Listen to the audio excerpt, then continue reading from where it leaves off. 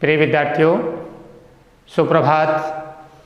आज हम कक्षा 12वीं की पाठ्य पुस्तक आरोह भाग 2 की प्रथम कविता का दूसरा भाग, जिसका शीर्षक है दिन जल्दी जल्दी ढलता है, और लिखने वाले कवि का नाम है हरिवंश राय बच्चन।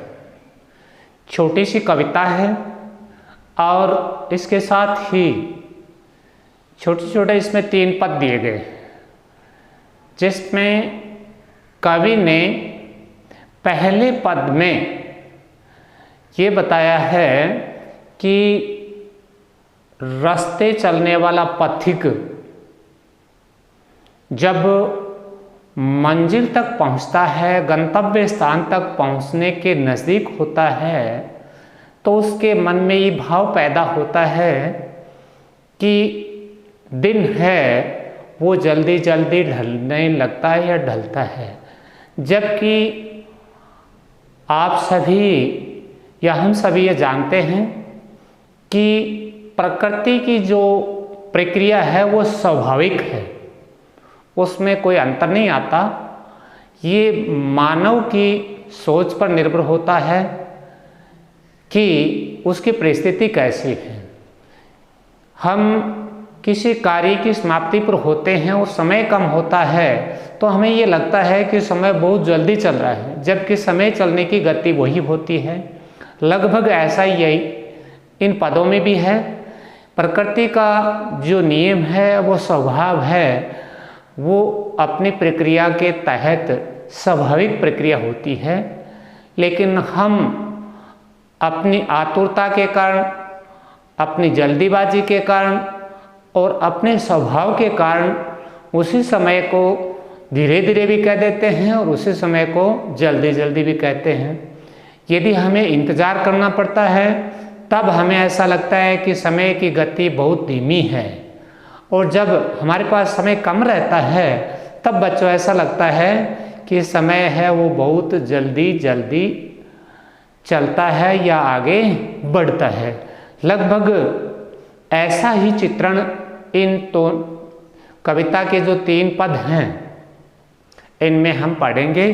प्रत्येक पद का जो एक पंक्ति है, उसमें यही बात कही गई है। तो छोटी सी कविता है, 3 छोटे छोटे पद हैं, और हम इन पदों को देख लेते हैं बच्चों, और चलते हैं श्यामपट्ट की तरफ। सबसे पहला जो पद है, इसके बारे में मैंने चर्चा कर दी। दूसरा जो पद है, उसमें चिड़िया के संदर्भित व्याख्या है कि उसके बच्चे जब उसका इंतज़ार करते हैं, जैसे ही चिड़िया को ये ध्यान आता है तो उसकी गति बढ़ जाती है, और उसे भी ऐसा लगता है कि दिन है वो जल्दी जल्दी ढलता है। और अंतिम पद है, उसमें कवि ने अपने लिए लिखा है, क्योंकि उनके जीवन में उन्हें चाहने वाला कोई नहीं बचता, इसलिए वो कहते हैं कि उनका जो जीवन है, ये जीवन रूपी यात्रा है, वो जल्दी जल्दी पूर्ण होने वाली है। तो आइए अब पढ़ते हैं इन पदों को और देखते हैं श्यामपट्ट की तरफ। पहला पद, हो जाए न पथ में रात कहीं, मंजिल भी तो दूर नहीं, ये सोच थका दिन का पंथी भी जल्दी जल्दी चलता है, दिन जल्दी जल्दी ढलता है। कवि कहता है कि रास्ते चलने वाला पथिक, रास्ते चलने वाला पथिक मंजिल के पास, मंजिल लिखा हुआ, मंजिल क्या होती है बच्चों? जहाँ किसी राहगीर को, रास्ते चलने वाले को, किसी को भी उस गंतव्य स्थान तक पहुँचना होता है जो निर्धारित होता है, तो मंजिल को हम ये कह सकते हैं गंतव्य स्थान, जहाँ उसका पहुँचना है या उसके द्वारा पथिक राहगीर के द्वारा निश्चित है। तो देखिए क्या है, दोबारा शुरू करता हूँ मैं, कि कवि कहता है रास्ते चलने वाला पथिक या राहगीर मंजिल के पास या समीप पहुंचता है तो ये सोचता है कि मंजिल बहुत पास, यानी दूर नहीं है, मंजिल बहुत पास है, परंतु फिर वो क्या सोचता है कि मंजिल तक पहुंचने से पहले कहीं रात न हो जाए और मैं वहां तक नहीं पहुंच पाऊं। और यही सोचकर जो राहगीर है, रास्ते चलने वाला जो यात्री है, वो अपने कदमों की गति को बढ़ा देता है और वो जल्दी जल्दी चलता है, क्योंकि उसे ये डर है कि कहीं मेरे पहुंचने से पहले रात न हो जाए, और यदि रात हो जाएगी तो फिर थोड़ा सा अच्छा नहीं होगा, क्योंकि हर व्यक्ति के अपने गंतव्य तक पहुंचने का जो समय वो निर्धारित होता है और दिन में ही हर संभव कोशिश होती है। यही सोचकर वह जल्दी जल्दी ढलता है। और दूसरी बात क्या, जल्दी जल्दी क्यों बढ़ता है, क्यों आगे बढ़ता है? इसलिए कि वह अपने प्रियजनों से मिलने की आतुरता के कारण उसे ऐसा प्रतीत होता है कि दिन है वो जल्दी जल्दी ढलता है, लेकिन ऐसा नहीं है, क्योंकि दिन ढलना, दिन का धीरे धीरे सूर्योदय से सूर्यास्त की ओर चलना एक प्रकृति की स्वाभाविक प्रक्रिया के तहत होता है, लेकिन जो कार्य करता है या जो राहगीर है उसे ऐसा लगता है। इसके बाद दूसरा जो पद है, इसमें चिड़िया के बारे में बताया गया। बच्चे प्रत्याशा में होंगे। प्रत्याशा माने प्रति आशा। चिड़ियों के जो बच्चे हैं उनकी अपनी माँ के प्रति आशा। प्रत्याशा शब्द का अर्थ है वैसे आशा, अभिलाषा, लेकिन यहाँ प्रति आशा किसके प्रति? अपनी माँ के प्रति। माँ दाना चुगने के लिए बाहर चली जाती है, इसलिए नीड़ों से झांक रहे हैं। नीड़ों कहते हैं घोंसलों को, जहाँ पक्षी अपना रेन बसेरा करते हैं या रहते हैं। झांकना, ताकना, इंतजार करना, ये ध्यान परों माने पंखों में चिड़ियों के भरता कितनी चंचलता। चंचलता का अर्थ होता है गति बढ़ जाना, पहले से ज़्यादा तेजी से चलना। दिन जल्दी जल्दी ढलता है। तो इस पद में देखो क्या है बच्चों, कि जब चिड़िया सुबह सुबह अपने बच्चों के लिए दाना चुगने के लिए घोंसले को छोड़कर बाहर चली जाती है, और जब उसका वापसी का समय होता है लगभग सूर्यास्त के समय, यानी उससे पहले का जो समय है, तो वो वापस आती है। दिन भर का दाना चुगने के बाद जब चिड़िया आकाश में उड़ान भरती है, बच्चे प्रत्याशा में उड़ान भरती है, तभी उसे याद आता है बच्चे प्रत्याशा में कि उसके बच्चे उसके प्रति आशा रखते हैं, उसके प्रति इंतजार कर रहे हैं, या उसे आने के प्रति उनका रास्ता देख रहे हैं, नीड़ों से झांक रहे हैं। और फिर उसे याद आता है कि उसके बच्चे उसके प्रति आशा है, और फिर ये भी याद आता है कि घोंसले में बैठे बैठे बच्चे उनके आने की राह को देखकर, उनके आने की तरफ देखकर, और वो घोंसलों से बाहर झांकने लगते हैं।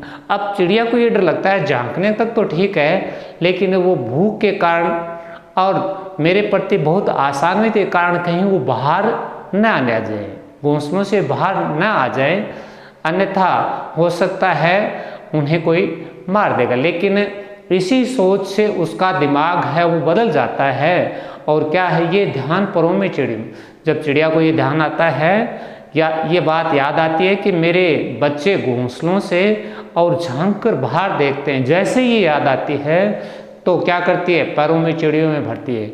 ये याद आते ही, ये ध्यान आते ही उसके पंखों की गति है वो और ज़्यादा तेज हो जाती है। चंचलता माने अपने पंखों की गति को वो बढ़ा देती है, तेजी लाती है। दिन जल्दी जल्दी ढलता है और उसे ऐसा लगता है कि कहीं रास्ते में मेरे बच्चों के पास पहुंचने से पहले ही अंधेरा न हो जाए, रात नहीं हो जाए। और ऐसा सोचकर उसके मन में भी ये रहता है कि मैं बहुत जल्दी चलूं, क्योंकि दिन है वो भी जल्दी जल्दी ढल रहा है। लेकिन हर बार कभी यही बात कर रहा है, अंतिम पंक्ति में दिन जल्दी जल्दी ढलता है।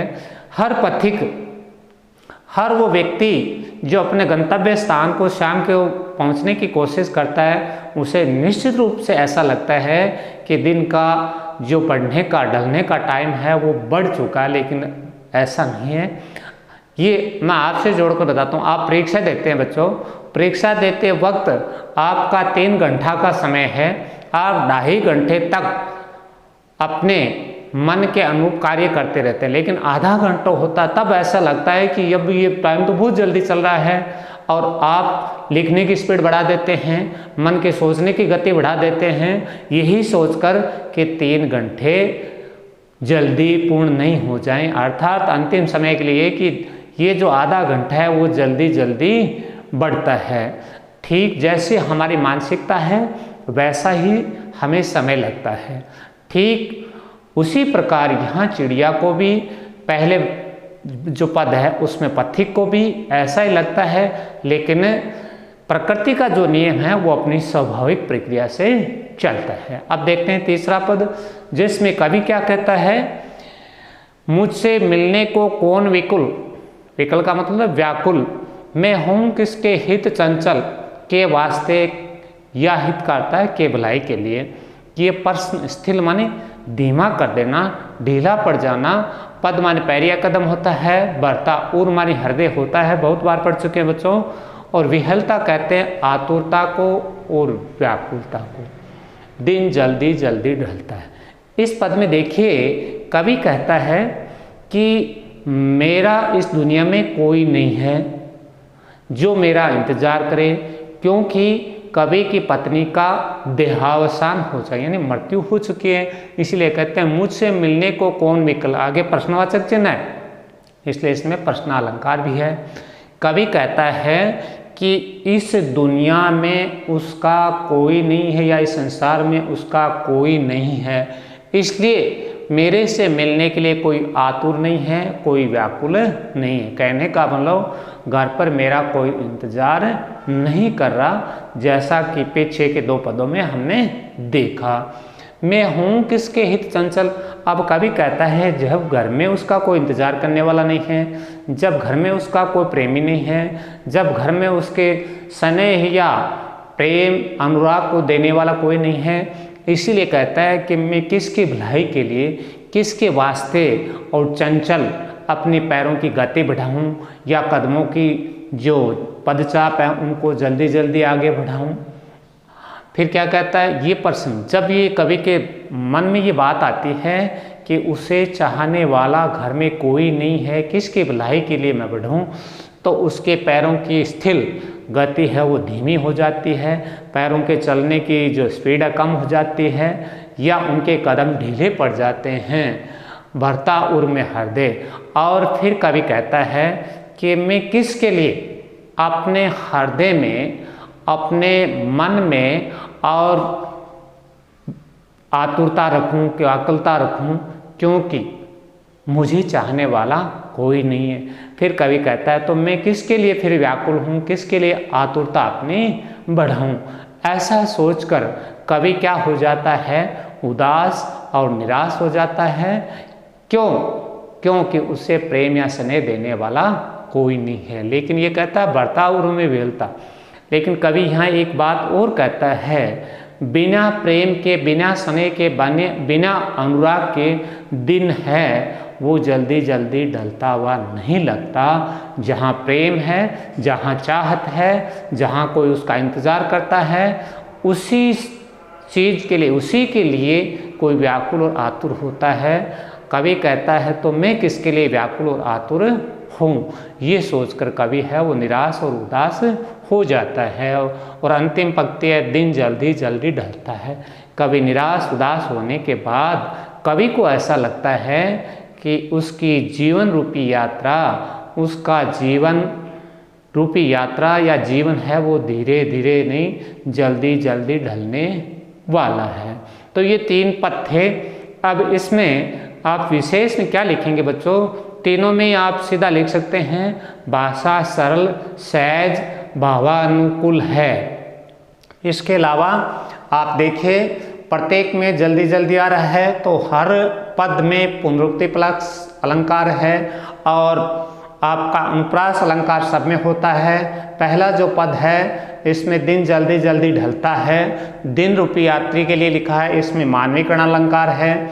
इसके बाद दूसरा जो है इसमें आपको अनुप्रास अलंकार भी मिल जाएगा, पुनरुक्ति अलंकार भी है, और अंतिम जो पद है इसमें देखो मुझसे मिलने, यहाँ अनुप्रास अलंकार है और प्रश्नवाचक चिन्ह जहाँ लगा दोनों पंक्तियों में तो यहाँ प्रश्न अलंकार है। और इसके बाद दिन जल्दी जल्दी ढलता है, जल्दी जल्दी शब्द तीनों पदों में हैं, इसलिए पुनरुक्ति प्रकाश अलंकार सब में है। इस प्रकार सरल सी व्याख्या है और सरल से कुछ बिंदु आपको विशेष बिंदु लिख रहे हैं जो आप पूर्व के वीडियो में बहुत कुछ समझ चुके हैं, उनसे जोड़ते हुए आपको अपने शब्दों में थोड़ी इसके विशेष बिंदु या शिल्प सौंदर्य को लिखना है। तो ये आरोह भाग 2 जो कक्षा 12 की पाठ्य पुस्तक है उसकी पहली कविता आज पूर्ण होने जा रही है, पूर्ण हो गई है। पहली कविता पहला भाग हम पहले पढ़ चुके हैं और ये दूसरे भाग के 3 पद आज हमने व्याख्या सहित इनको पढ़ा। अब आपको इसके प्रश्नोत्तर करने हैं जो मैं आपको भेज दूंगा। आप सभी ने आज इन तीनों पदों को बहुत ही ध्यान और रुचि के साथ देखा सुना, इसके लिए आप सभी को बहुत बहुत धन्यवाद।